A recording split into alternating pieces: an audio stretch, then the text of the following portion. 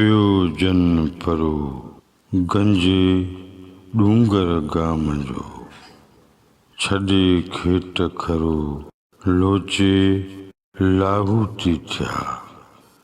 पेई जन परख गंजे डूंगर गाम जी, वारे सभु वरक लोचे लाहूती थिया। हवालो शाह जो रिसालो सुर खाहोड़ी दास्तान ॿियो, बैत पहिरियों ऐं ॿियों। नवन लफ़्ज़नि जी माना। परो माना ख़बर, परो पवण माना ख़बर पवण। गंजो डूंगर माना गंजो टकर। गाम हिन बैत मूजिबि माना थींदी माण्हुनि जी नंढी बस्ती या नंढो ॻोठ।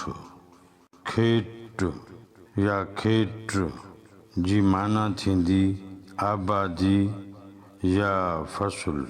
खरो हिन लफ़्ज़ जूं ॿ मानाऊं आहिनि। माना पहिरीं सही सलामत या भलो। माना ॿी खरो माना उहो हंधु जिते फ़सुल लुणी गॾु करे रखिजे। लोचे माना ॻोल्हे। लाहूती लाहूत जे सूफ़ियानी मंज़िल खे पहुतल। मारिफत वारो।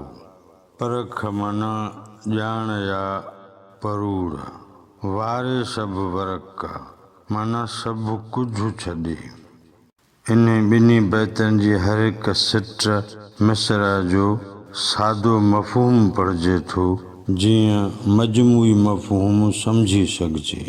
पियो जन परो गंजे डूंगर गाम जो, जन खे गंजे टकर ते गाम जी ख़बर पई। छॾे खेत खरो लोचे लाहूती थिया। उहे फ़सल जो खरो छॾे ॻोल्हण में मसरूफ़ थिया ऐं लाहूती थी विया।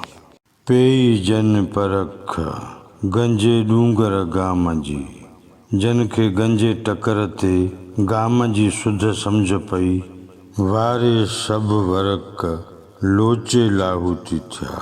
उहे सभु कुझु छॾे ॻोल्हण में मसरूफ़ थिया ऐं लाहूती थी विया। इन्ही ॿिन्ही बैतनि जो मजमूई मतिलबु ऐं मफ़हूम डॉक्टर नबी बख्श ख़ान हीअं लिखे थो। पियो जन परो गंजे डूंगर गाम जो, छॾे खेत खरो लोचे लाहूती थिया। जन तालिबनि खे गंजे टकर जे हंधनि ऐं माॻनि जी ख़बर पई, जिते वॾीअ नज़र वारा सालिक ऐं दरवेश रहंदा हुआ।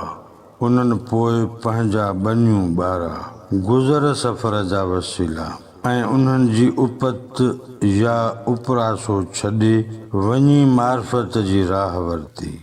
पेई जन परख गंजे डूंगर गाम जी, वारे सभु वरक लोचे लाहूती थिया।